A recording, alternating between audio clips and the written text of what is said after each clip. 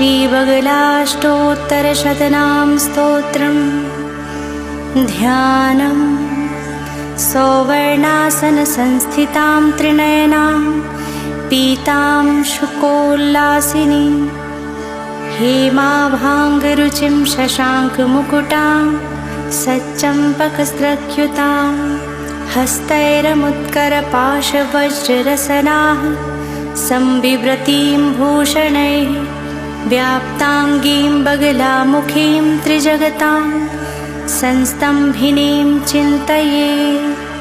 विनियोग। ॐ अस्य श्रीपीताम्बर्यष्टोत्तरशतनामस्तोत्रस्य सदाशिवऋषि अनुष्टुप् छन्दः श्रीपीताम्बरी देवता श्रीपीताम्बरी प्रीतये जपे विनियोगः। नारद उवाच भगवन् देवदेवेश सृष्टिस्थितिलयात्मक शतमष्टोत्तरं नाम्ना बगलाया बदाधुना। श्रीभगवानुवाच शृणु वत्स प्रवक्ष्यामि नाम्नाष्टोत्तरं शतं पीताम्बर्या महादेव्या स्तोत्रं पापप्रणाशनं यस्य प्रपठनात् सद्यो वादीमूको भवेत् क्षणात् रिपूणां स्तम्भनं याति सत्यं सत्यं वदाम्यहम्। स्तोत्रम्।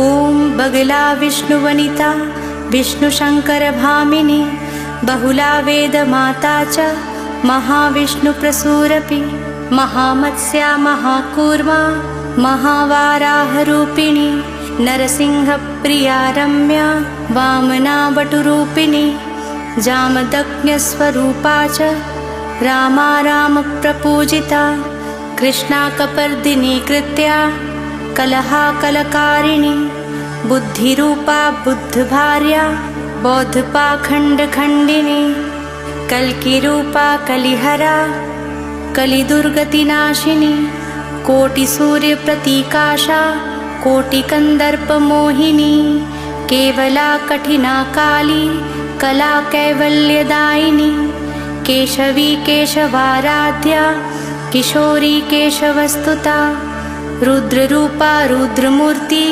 रुद्राणी रुद्रदेवता नक्षत्ररूपा नक्षत्रा नक्षत्रेश प्रपूजिता नक्षत्रेश प्रिया नित्या नक्षत्रपतिवन्दिता नागिनी नागजननी नागराजप्रवन्दिता नागेश्वरी नागकन्या नागरी च नगात्मजा नगाधिराजतनया नगराजप्रपूजिता नवीननीरदा पीता श्यामा सौन्दर्यकारिणी रक्ता नीला घना शुभ्रा श्वेता सौभाग्यदायिनी सुन्दरी सौभगा सौम्या स्वर्णभा स्वर्गतिप्रदा रिपुत्रासकरी रेखा शत्रुसंहारकारिणी भामिनी च तथा माया स्तम्भिनी मोहिनी शुभा रागद्वेषकरी रात्रि रौरवध्वंसकारिणी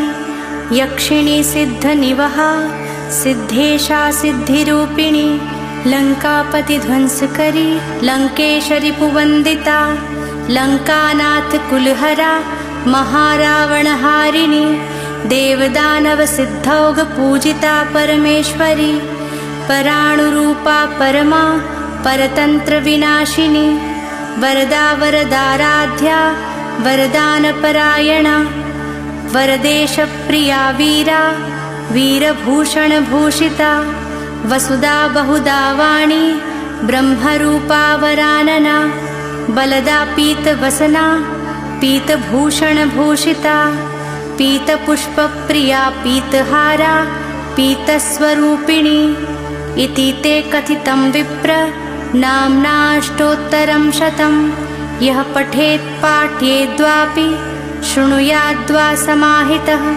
तस्य शत्रुः क्षयं सद्यो याति नैवात्र संशयः। प्रभात्काले प्रयतो मनुष्यः पठेत् सुभक्त्या परिचिन्त्य पीतां द्रुतं भवेत् तस्य समस्तवृद्धिर्विनाशमायाति च तस्य शत्रुः।